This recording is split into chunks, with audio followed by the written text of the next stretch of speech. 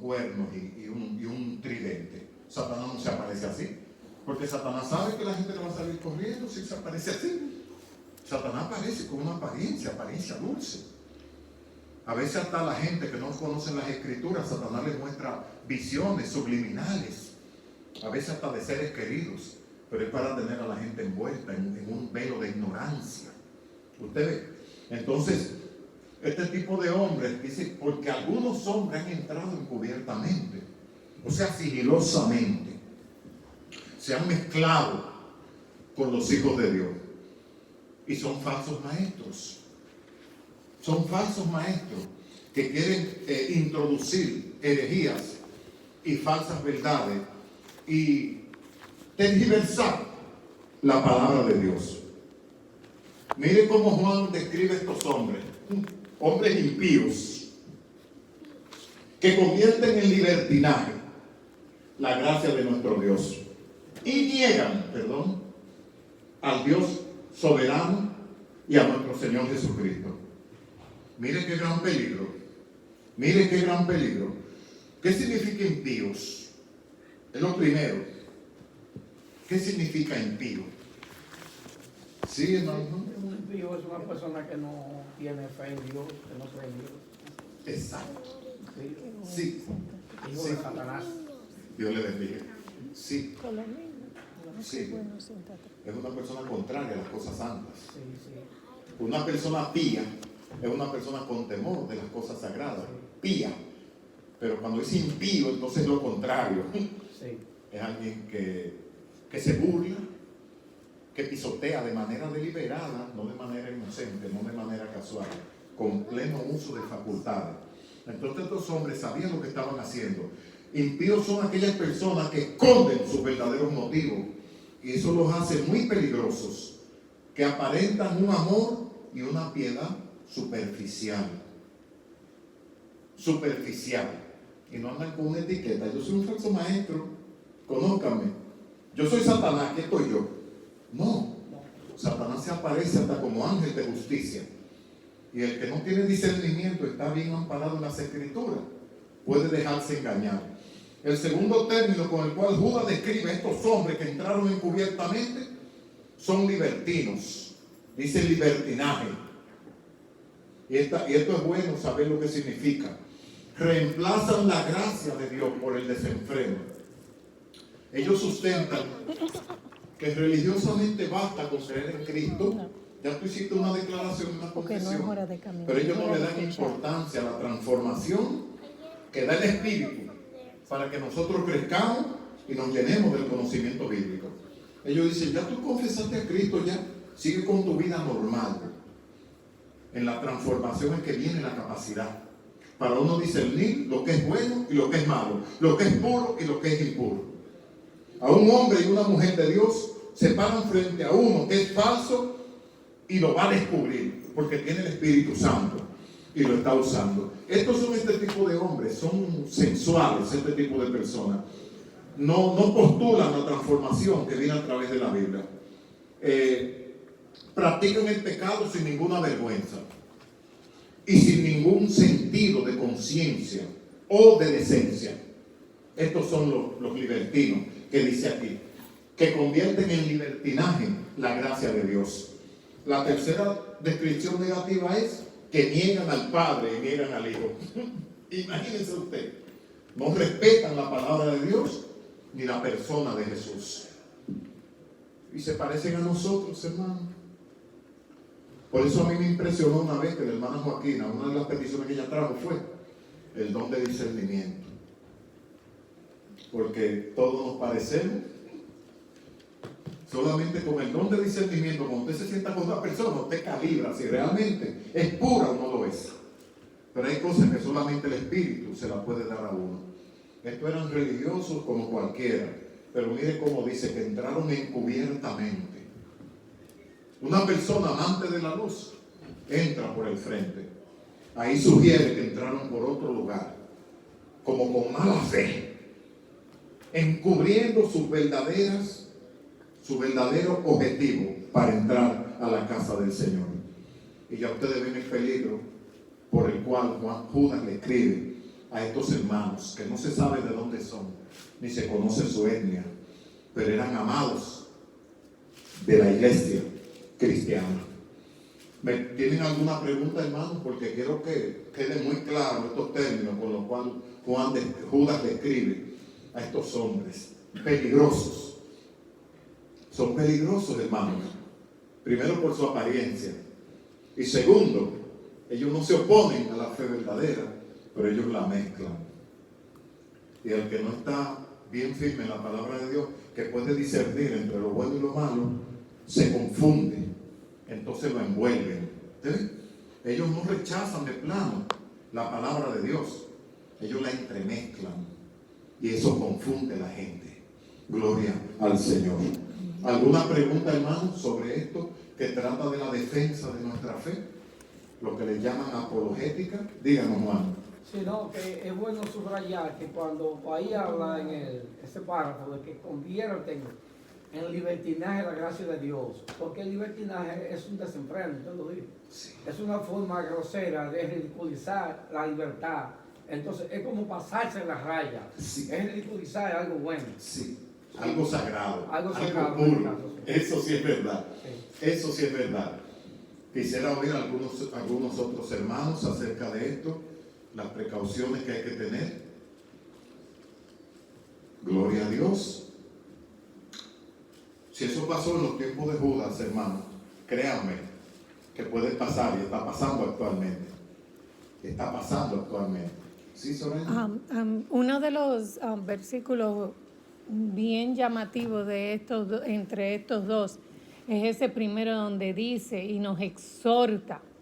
Él quiere que nosotros contendáis ardientemente por la fe que ha sido una vez dada a los santos. Cuando nosotros entendamos lo que es contender sanamente y bajo la gracia de Dios, entonces se nos va a hacer fácil poder separar, como tú comenzaste diciendo, ¿tenemos que defender nuestra fe? Sí, lo tenemos que defender, pero hay que contenderlo ardientemente o sanamente con el favor de Dios y con las estipulaciones que Dios nos ha dado. Amén. Así mismo es, Soraya. Así mismo. Hermanos, si no tienen más preguntas respecto a este tema, recuerden, defensa significa apologética. Y aquí es defensa racional de la fe. Tenemos suficiente material en las Sagradas Escrituras para defender nuestra fe. Y por eso nosotros vivimos haciendo hincapié en la escuela dominical y la enseñanza bíblica, hermanos. Porque cuando estamos bien parados en la palabra de Dios, no nos pueden vender lunes por día de fiesta. No, Señor. Usted dice, no, la Biblia no dice eso. Como yo he dicho tantas veces, no nos pueden vender gato por liebre. Pero hay que conocer la carne de liebre y la carne de gato también, para uno decir, no me la va a vender, porque yo la conozco las dos. Pero si no conoce la carne, ni la de liebre ni la de gato, ¿cómo la va a diferenciar? ¿Y cómo se conoce esto, hermano? Con la palabra de Dios. Por eso usted ve que nosotros hacemos énfasis en los estudios bíblicos, en la capacitación, y le damos material a ustedes también para que se preparen sobre la palabra del Señor. Digo esto porque una hermana recientemente pasó un trago amargo, una hermana de nuestra iglesia. Alguien le trajo un concepto bíblico erróneo.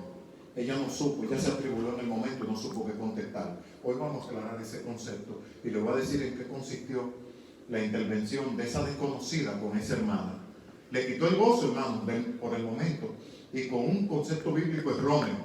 Parece que esa hermanita que contactó a nuestra hermana, parece que de esas hermanas que oyen algo por el líder o el maestro de la iglesia, porque son gente simplemente lo oyeron y ya lo han hecho eso por un hecho, sin investigar. Son hermanitos emocionales, ya lo oyeron de alguien, no lo investigan y tratan de ir donde otro pretendiendo ser maestros. Y no es así.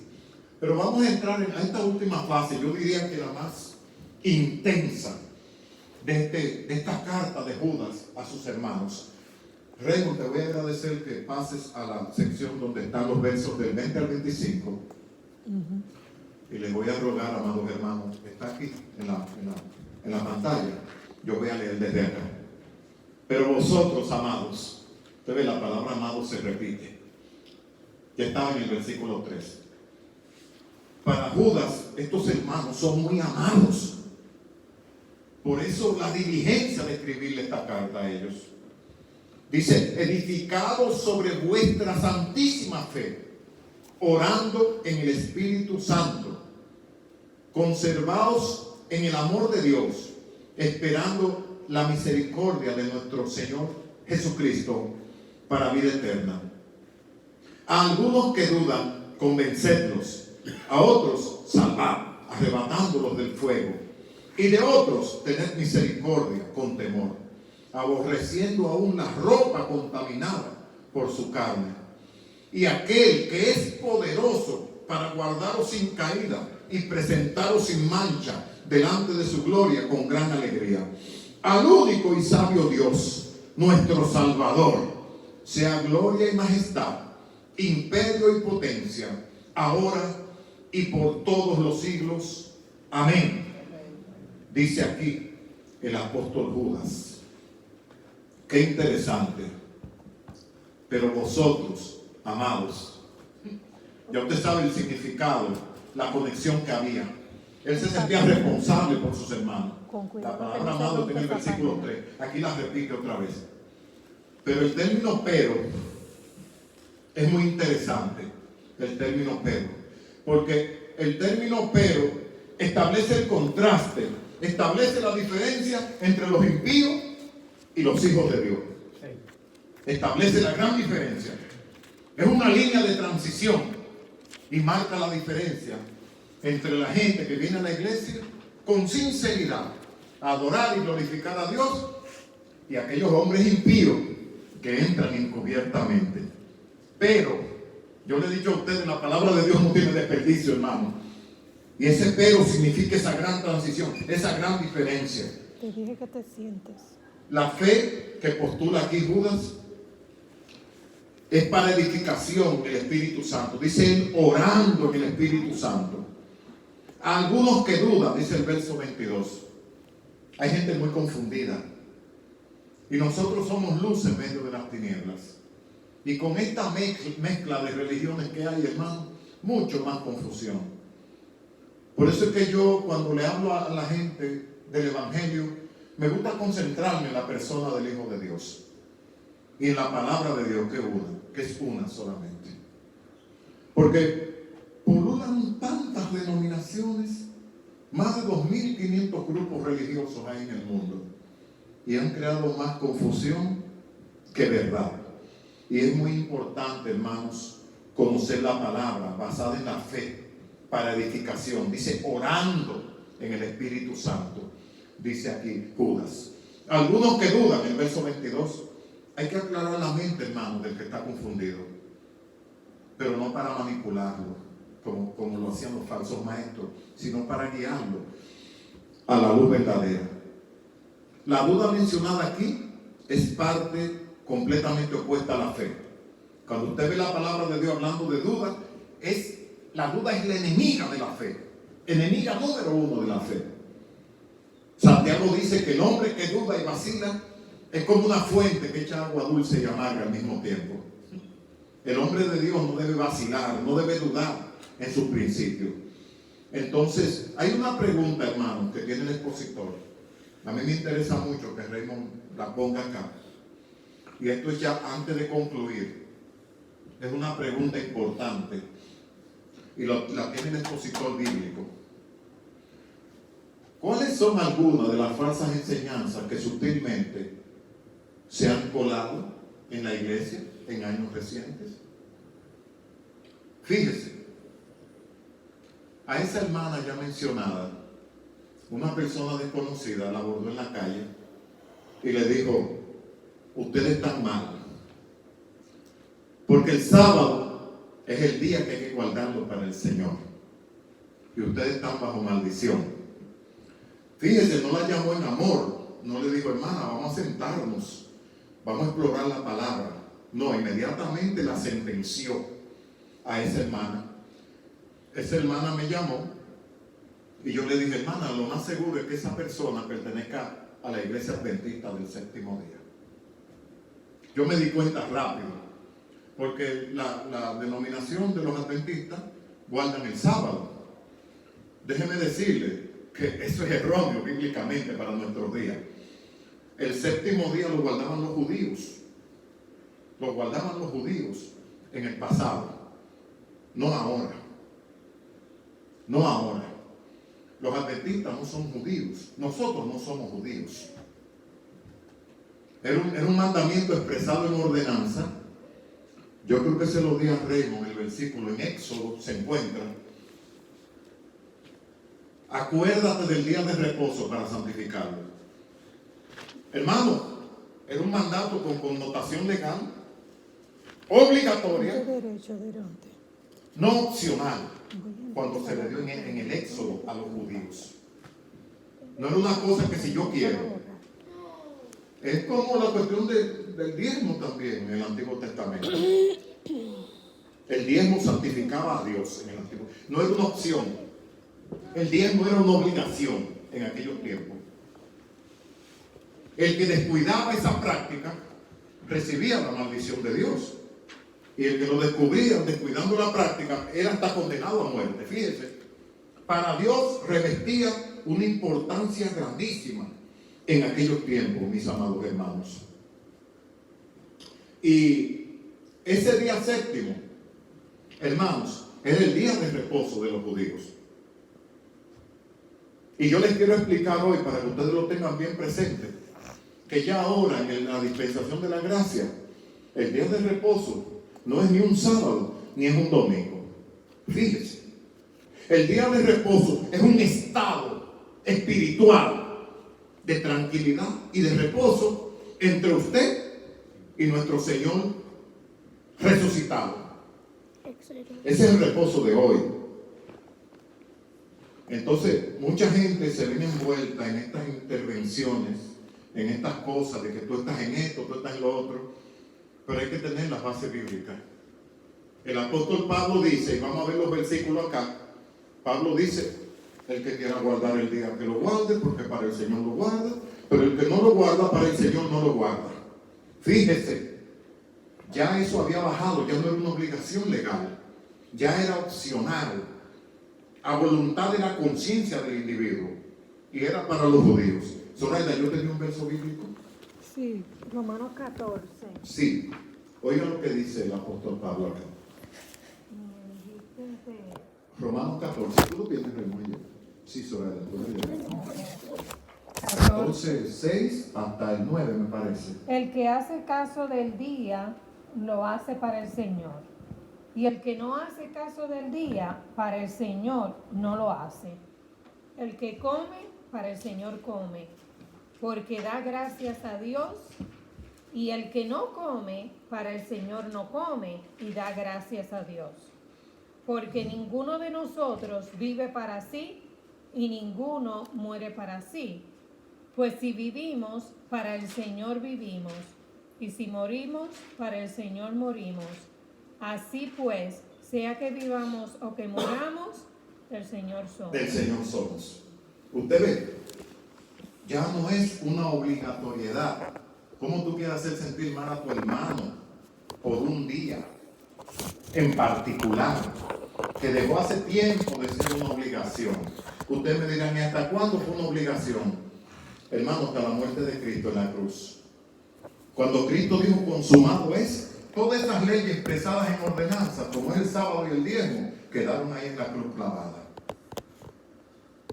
Ya el día de reposo nuestro no es ni sábado ni domingo, hermano. Es una actitud de reposo con nuestro Dios cada día. Cada día, cada mes. Es una situación de reposo, de ausencia de lucha. Y eso se consigue a través de la comunión con el Señor. Mire todos los años que yo tengo de convertido y yo todavía le digo al Señor en las calles, en ciertas situaciones, Señor, manténme en tu reposo. Y mire, hermano, el reposo llega. La sensación del reposo llega. Cristo es nuestro reposo hoy en día. Cuando alguien le quiera a usted quitar su gozo, vaya allí a Romanos 14 y dígale a esa persona lo que dice Pablo. Eso fue una obligación para el pueblo de Israel en el pasado, una ordenanza, hermano. Y el que no la cumplía tenía consecuencias graves delante delante del Señor. Pero ya en el tiempo de la gracia, la dispensación de la gracia, que comienza con Jesucristo, muchas de esas cosas quedaron clavadas en la cruz ya, eliminadas, sin efecto. ¿Sí? Entonces, hermanos, cuando alguien le pretenda a usted robar su gozo, vaya a Romanos 14. En Gálatas también, yo tenía unos versículos bíblicos, Gálatas 4, no tengo el verso ahora. Dice 10. Ajá, Gálatas 4:10. Miren lo que dice Pablo ahí. Guardáis los días, los meses, los tiempos y los años. O sea que el reposo con nuestro Dios es guardar toda nuestra vida con Él. Sí. No hay un día en particular que sea santo. Todos los días deberían ser santos. Porque nosotros estamos santificados en el Señor. ¿Usted ve? Pero el que conoce estos pasajes puede decirle a la persona que trate de robarnos nuestra fe: no, tú te equivocas, vamos a sentarnos, vamos a leer la Biblia aquí. Vamos a abrir la palabra. Vamos a ver qué dice Pablo en la dispensación de la gracia. Y usted va a ver, hermano, porque esto se trata de defender la fe. Se trata esta clase de eso. Apologética, defensa racional de la fe cristiana. Pero no una fe para discutir, Juan. No es una defensa para ofender al otro, sino simplemente para aclarar conceptos. Si el otro quiere entrar en un ámbito de razonamiento, pues hablamos. Porque hay personas que se cierran, hermano. No, y a mí no me hable de eso. Entonces hay que dejarlo hasta ahí, porque no es bueno que el agua se salga del cauce del río y que vengan a haber agresiones y cosas. Además, la Biblia dice que el Hijo de Dios no debe ser contencioso, sino amable. ¿Usted ve? O sea, vamos a hablar una verdad con la Biblia abierta, y debemos hacerlo en un ambiente con mentes abiertas, de personas maduras, en un aspecto práctico y analítico, sin emociones. Vamos a ver qué dice la palabra de Dios. Y mire lo que dice Pablo ahí en Gálatas 4:10. Guardáis los días, los meses, los tiempos y los años. Estos hermanos Gálatas estaban, tú sabes que los judíos se habían dispersado por todo el mundo, y había judíos que todavía estaban repartiendo esa cuestión del sábado. Y Pablo se sentía enojado con estos hermanos Gálatas. Pablo le dice más adelante: ¿quieren volver ustedes al legalismo? El legalismo era la ley mosaica, hermano. Legalismo quiere decir que era legal. Sí. Déjeme decirlo. Era una ley que había que cumplir. Pablo les quiere decir: ya nosotros no vivimos en el legalismo, vivimos en la gracia. En la gracia de nuestro Señor Jesucristo, donde las cosas no son obligatorias, las cosas son espontáneas para el Señor. Alguien que me busque estos pasajes, Soraya, porque creo que hay otros versos donde Pablo habla con decepción sobre estos hermanos, como quien dice: wow, pero ha sido mi trabajo en vano entre ustedes. Como que ellos se llevaban más de la influencia de aquellos hermanos que querían llevarlo al legalismo que a la libertad gloriosa que menciona San Pablo aquí. No. Me temo de vosotros que haya trabajado en vano por vosotros. Me temo, ¿cómo es, Soraya? Me temo de vosotros Que haya trabajado en vano con vosotros. Es un lamento que tiene Pablo, porque todavía les enseña las Escrituras, les enseña la libertad que tenemos en Jesucristo, y parece que ellos querían volver otra vez al legalismo, a las cosas rígidas y obligadas. ¿Usted ve? Y esa maldición no nos cae a nosotros, hermano. Ahora dígale usted cada día al Señor: Señor, yo quiero entrar en tu reposo. Dame esa ausencia de lucha, porque el mundo se está comiendo, el mundo se está desbaratando allá afuera, hermano. Mucha violencia, muchas injusticias. Pero nosotros podemos, un privilegio que está delante de nosotros, el reposo con nuestro Dios. Y eso le pasó a esa hermana. Esa hermana no pudo decir nada a esa persona que la abordó, y le dijo que nosotros estamos mal adorando a Dios los domingos, que el día de reposo debería ser los sábados.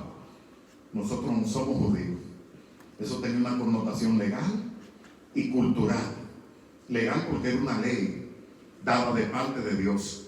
Cultural porque fue para una cultura nada más, el pueblo de Israel. Pero esa hermana no supo qué decir. Y en ese momento le robó su gozo, hermanos. En ese momento le robó su gozo. Por eso es que es tan importante, y hacemos mucho énfasis, mis hermanos, siempre en el asunto de las Sagradas Escrituras, de estar siempre orientándonos, de estar empapados. Porque cuando estemos conociendo la Biblia, para subir. Como le dice Pablo a Timoteo en la primera carta, 3:16, procura con diligencia, Timoteo. Timoteo era un joven pastor que estaba recién instalado en una iglesia. Era hijo de Pablo, de la fe, se había convertido con Pablo. Y Pablo le dice, procura con diligencia, con urgencia, con prioridad, presentarte a Dios aprobado, le dice. Como obrero que no tiene de qué avergonzarse, no como esos hombres que entraron encubiertamente a la iglesia, que dicen los capítulos pasados. Como hombre, como obrero que no tiene de qué avergonzarse, que usa bien ¿qué? La palabra. La palabra de verdad. Sí. La palabra de verdad es la Biblia. ¿Ustedes? Entonces, mis queridos hermanos, no es por capricho que estamos siempre motivando a nuestros hermanos a venir a los estudios bíblicos. Esto no es solamente para consumo personal. Como le decía yo a la hermana Joaquina el viernes que estuvimos tratando, ¿qué dice la Biblia acerca de la intoxicación y la borrachera? ¿Qué dice la palabra? A la gente no le interesa, hermano, la opinión del pastor. Y en estos casos la filosofía queda sin importancia. Aquí lo que nos apresura es qué dice la Biblia acerca de ciertos aspectos. La hermana Joaquina quedó encantada con ese estudio, hermano. Y las consecuencias de estar embriagado. Dios no nos mandó a tener nuestro sentido confuso y andando de un lado para otro. Dios quiere que estemos centrados. ¿Usted ve? Cuando no tenemos nuestro sentido bien centrado, somos un peligro para nosotros y un peligro para los demás. ¿Usted no ha visto el peligro de algunos choferes embriagados? Son bombas de tiempo. Algunos se han subido en acera, hermano, donde está la gente correctamente esperando para cruzar. Y eso es porque han estado bajo los efectos del alcohol. Obviamente, ahí no abordamos solamente los efectos del alcohol. Cualquier cosa que afecta el sentido de pensar del hombre, cualquier sustancia, es condenada por las Sagradas Escrituras. Y ahí ese viernes estuvimos compartiendo nosotros qué apoyo bíblico tiene ese concepto. Porque algunos la catalogan como un entretenimiento social, hermana Joaquina, fue lo que estuvimos diciendo. Un entretenimiento social inofensivo. La Biblia piensa diferente, hermano. Usted se sorprende. Pablo dice, no os embriaguéis con vino, en lo cual hay disolución. O sea, no dejes que nada te atrofie tus sentidos y tu mente. ¿Qué es disolución? Son conflictos y diferencias. Yo soy muy respetuoso con Juan cuando él viene con su esposa. Pero cuando tengo 2 tragos en la cabeza, ya quiero pasar la línea, ya quiero propasarme. Es un ejemplo que estoy poniendo a una mente afectada por el alcohol y por cualquier otra sustancia. Ya yo dejé de ser el hombre tranquilo y respetuoso. Ya yo me paso de la línea y digo cosas que no debo decir. Pablo dice, no os embriaguéis con vino, en lo cual hay disolución. Antes es lleno del Espíritu Santo, dice el apóstol Pablo. Entonces esto nos enseña mucho, porque el mundo maquilla mucho las cosas. O sea, no, eso no es nada. Es un entretenimiento social, no te preocupes. Hazlo. Si te hace bien, si te hace sentir bien, hazlo. Aquí no es lo que interesa si te hace sentir bien. Aquí lo que me interesa es qué dice la palabra de Dios respecto a eso. Así que, amados hermanos, que el Señor nos bendiga en esta tarde. Gloria al Señor. No sé si alguien quiere analizar acerca de esos últimos versos, sería fantástico. Aquí concluye Judas con una doxología, porque menciona al Hijo y menciona al Padre. Una doxología es una alabanza corta a Dios. Dice, aquel que es capaz, o sea, suficiente, de guardarnos sin caída. Usted ve lo lindo que están refugiados en Dios. Judas termina así. Aquel que es capaz. No estamos en pie por nosotros mismos, mis hermanos. Estamos en pie por la gracia y la misericordia del Señor. Aquel que es capaz, suficiente, de guardarnos sin caída y de presentarnos sin mancha delante de su gloria, delante de la gloria del Señor. Que el Señor nos bendiga. Soreda, ¿tú querías decir algo, hermano Juan? Sí, mire, yo observando, me gusta el análisis. Y pienso que el caso en referencia a la hermana que usted menciona, lo mismo que estos párrafos posteriores a eso, hay uno que es bastante claro y que pienso que lo embarca todo, lo está enmarcado. Lo está enmarcado cuando el párrafo anterior a esto plantea Pero vosotros, hermanos, edificados en vuestra Ya santísima mismo fe. se acaba. O sea, que si yo soy fortalecido con la fe, lo demás, esa cosa no me pasa. No pasa. No, esa cosa no pasa. Eso es cierto. Yo. Y esa hermana aparentemente no estaba edificada en ese momento para responder a esa situación. Sí, sí. Eso es lo triste. Además, ¿cómo yo le puedo mostrar a un hermano mi amor fiscalizándolo inmediatamente? Porque creo que este es un error bíblico. Sí, Le estoy quitando el gozo. Entonces el que está pecando es la persona. sí, Le está quitando el gozo al hermano, juzgándola por algo que no domina bien, como es el caso del día de reposo. correcto. Y a mí no me gusta hablar, hermano, de denominaciones. Yo soy contrario a las denominaciones. Yo les lo he dicho a ustedes, que yo siento que las denominaciones han hecho separación entre el cuerpo de Dios. La persona que es adventista nos mira por encima del hombro, nosotros que somos pentecostales, esa gente no salta, esa gente no. Los bautistas tenemos mucha Biblia. Entonces comenzamos a vernos por encima del hombro. Las denominaciones comenzaron cuando Lutero, para acá. Y mire, esas cosas de nombre de iglesia y denominación, perdónenme la palabra, yo la odio, hermanos. Es un odio santo, no es un odio de... Pero es que, hermano, algo que separe el cuerpo de Cristo a mí no me puede gustar. No me puede gustar. La Biblia apostólica era una, nada más. Y había un solo pastor. Usted dirá, pero hermano, es que la Biblia dice que van a haber pastores. Yo le digo a mi esposa que nosotros somos pastores asociados, que hay un solo pastor. Y se llama Jesucristo. Una vez una persona, un intelectual, entró a una iglesia y cuando él se iba a sentar, él tenía necesidad espiritual. Mire, a pesar de ser un gran intelectual, y cuando se va a sentar en una silla dice que no se puede sentar ahí, porque esa silla está reservada para cierta persona. Lo mandaron para el fondo. ¿Sabe lo que dijo ese hombre? He conocido un solo cristiano en mi vida y murió en la cruz del Calvario. Mire lo envenenado que salió de la iglesia. He conocido un solo cristiano y murió en la cruz del Calvario. Ya usted sabe. Sí. Mahatma Gandhi dijo: qué gran Cristo tienen los cristianos, pero qué malos cristianos tiene Cristo. Sí. ¿Usted ve? Y eso viene de ahí, hermano, de esa tontería. Sí. Que tú eres bautista, que aquel es pentecostal y que aquel es luterano. Estate tranquilo, papi. Yo le Que dije no a mi puedo esposa poner cuando estábamos atención. conformando el nombre de la iglesia, no le ponga pentecostal, ni metodista, ni católica, ni nada de eso. Iglesia bíblica, Sí. Jesucristo el Redentor. Ya. El Hijo de Dios, palabra, Biblia, las Escrituras. Porque es que la Biblia es la regla infalible de fe y conducta, mis hermanos. La Biblia no tiene fallas, por ningún lado la tiene. Así que, mis amados hermanos, defendamos la fe. Pero para defender la fe tenemos que prepararnos. No solamente para que nadie nos amargue el momento, sino para ayudar a otros que nos encontremos a lo largo del camino. Si no sabemos, ¿cómo podemos guiar a alguien si no sabemos la palabra? ¿Usted ve? Entonces preparémonos.